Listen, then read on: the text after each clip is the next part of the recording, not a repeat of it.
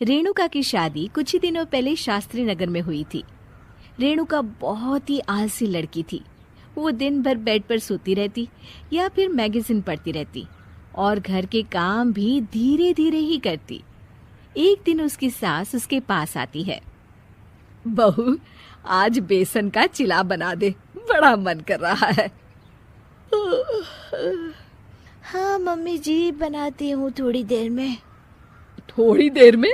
अरे थोड़ी देर में तो रात के खाने का वक्त हो जाएगा बहू। अच्छा मम्मी जी, तो फिर आप रात का खाना ही खा लीजिएगा ना। हे भगवान, कैसी आलसी बहू मिली है मुझे, हर काम को बस टालती ही रहती है। रेणुका दिन भर बस आलस पना ही करती रहती।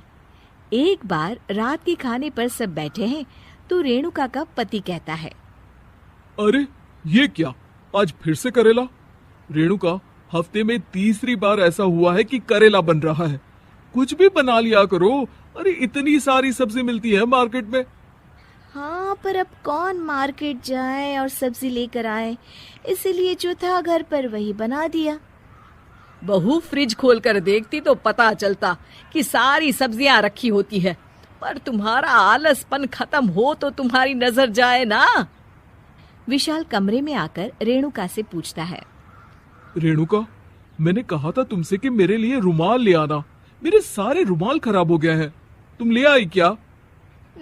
आज नहीं गई, कल ले आऊंगी। ओफो, पिछले 4 दिनों से मैं यही सुन रहा हूँ। बिना रुमाल के ऑफिस जाना पड़ रहा है। तुम तो बहुत ही आलसी होती जा रही हो रेणुका।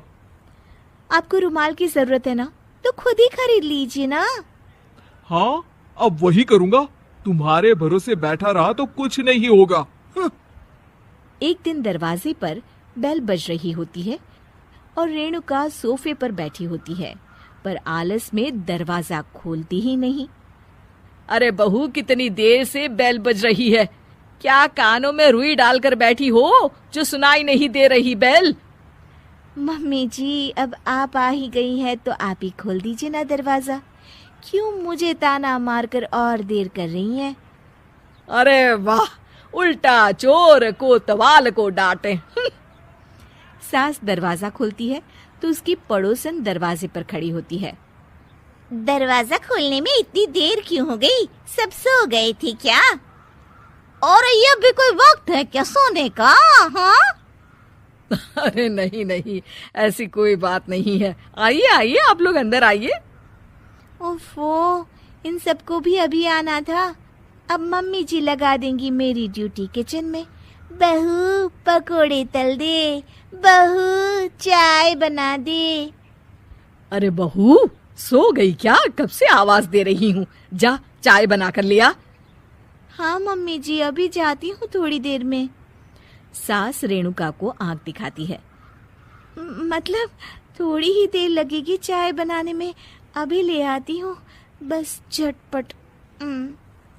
रेणुका रसोई में जाती है और इसी आलसीपन में वो चीनी की जगह नमक डाल देती है। जैसे ही सब चाय का घूंट भरते हैं, चाय थूक देते हैं।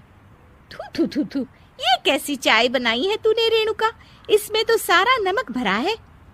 हाँ, और ये पकोड़े, इसमें इतनी मिर्च है कि मेरी तो हालत ही खराब हो गई खाकर। और रेणु जी, आपकी खातिरदारी में पहले तो कभी कोई कमी नहीं रहती थी, पर जब से आपकी ये बहू आई है ना, मामला कुछ गड़बड़ा सा गया है। हाँ हाँ, जहाँ आप इतनी एक्टिव हैं, वहीं आपकी बहू एकदम आलसी, एकदम राम मिलाई जोड़ी लगती है।